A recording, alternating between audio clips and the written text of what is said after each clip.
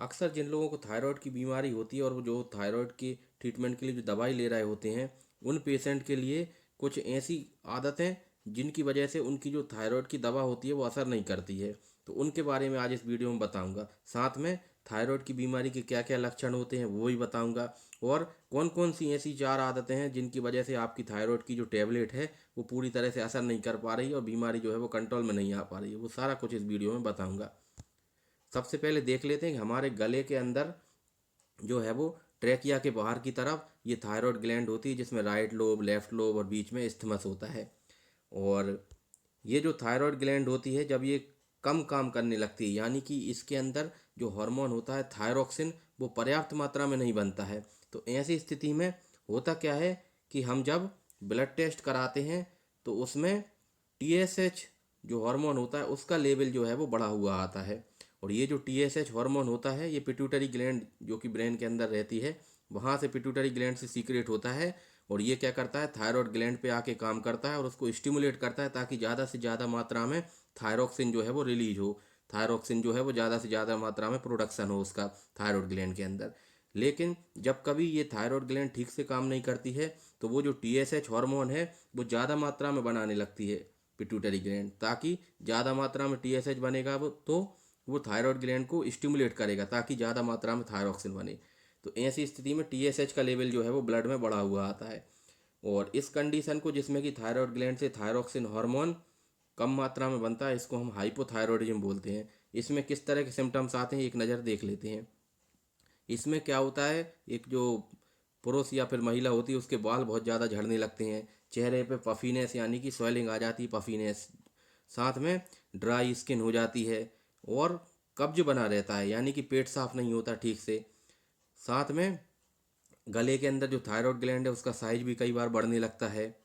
फिर ब्रेडिकार्डिया यानी कि उस व्यक्ति की हृदय की जो धड़कन होती है वो सामान्य से कम चलती है। सामान्यतः जो हृदय की धड़कन होती है वो 60 to 100 बीट्स पर मिनट होती है, यानी 60 से 100 के बीच में, लेकिन 60 से भी कम जाने लगती है। साथ में जो महिलाएं होती हैं उनमें मेंस्ट्रुअल साइकिल जो है वो समय पे नहीं आता है।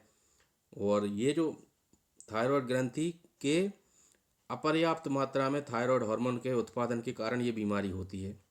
इसकी एक खासियत और होती है हाइपोथायरॉयडिज्म की, कि इसमें व्यक्ति का वजन बढ़ता जाता है, उसको भूख ठीक से नहीं लगती है, और इस वजह से जो है वो, लेकिन इसके बावजूद जो है वो उसको भूख नहीं लगती, मतलब वो ठीक से खाना नहीं खाता, इसके बावजूद उसका वजन बढ़ता जाता है। ऐसा इसलिए होता है क्योंकि उसकी मेटाबॉलिज्म जो है वो स्लो होती है। और हमारा जो बॉडी के अंदर जो थायरोक्सिन हार्मोन होता है वो बेसिकली मेटाबॉलिज्म को कंट्रोल करता है। फिर व्यक्ति की कमजोर याददाश्त हो सकती है, साथ में उसको ठंड ज़्यादा लगती है। दूसरी जो कंडीशन होती है हाइपरथायरॉयडिज्म, उसमें व्यक्ति को गर्मी ज़्यादा लगती है, जबकि इसमें जो है हाइपोथायरॉयडिज्म में व्यक्ति को ठंड ज़्यादा लगती है।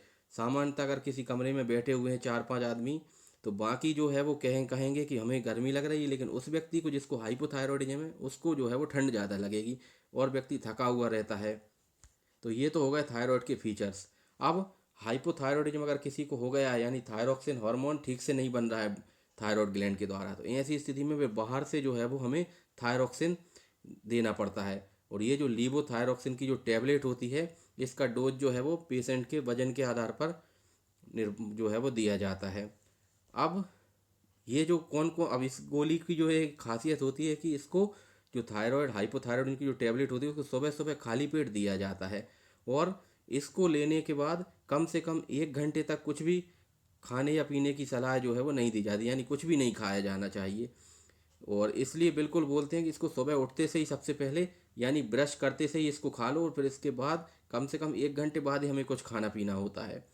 लेकिन कुछ व्यक्ति जो होते हैं उनकी कुछ अलग तरह की लाइफ स्टाइल होती है, और वो सुबह उठ के कुछ अलग अलग चीज़ें, जैसे कई लोग चाय कॉफ़ी पीते हैं, और भी कई आदतें होती हैं। तो इन इस तरह की आदतों के कारण क्या होता है कि जो थायराइड की जो टैबलेट होती है थायरोक्सिन की, वो ठीक से असर नहीं करती। उस टैबलेट में जो जो थायरोक्सिन हार्मोन होता है वो ठीक से वो जो है वो एब्जॉर्ब नहीं हो पाता है। तो आइए जान लेते हैं उन आदतों के बारे में।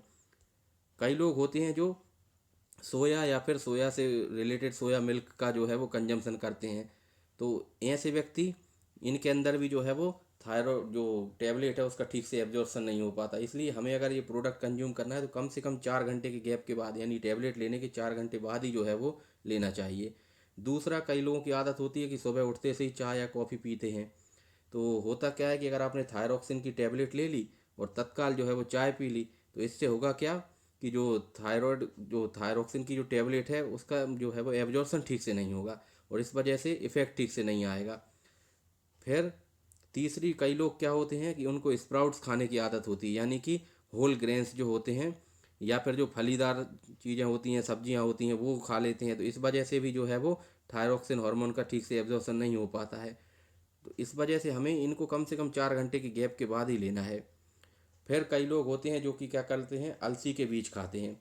ये जो अलसी के बीज होते हैं इनके अंदर ओमेगा 3 फैटी एसिड्स होता है और साथ में गुड कोलेस्ट्रॉल होता है। साथ में कब्ज की समस्या में भी ये जो है वो काफ़ी अच्छे माने जाते हैं और साथ में फाइबर बहुत ज़्यादा होता है, प्रोटीन बहुत ज़्यादा होता है, तो पेट अच्छे से साफ होता है। तो कई लोग सुबह सुबह क्या करते हैं कि जैसे रात में अलसी के बीज, जिन्हें हम फ्लैक्स सीड्स बोलते हैं, उसको भिगो के रख दिया और सुबह सुबह उनको कंज्यूम कर लेते हैं। लेकिन अगर आप थायराइड की टेबलेट ले रहे हैं तो कम से कम आपको 4 घंटे के बाद ही इन्हें लेना है।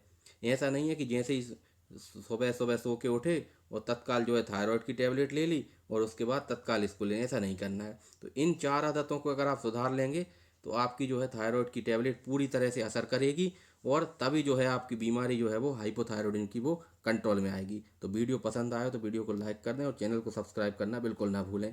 Thank you so much.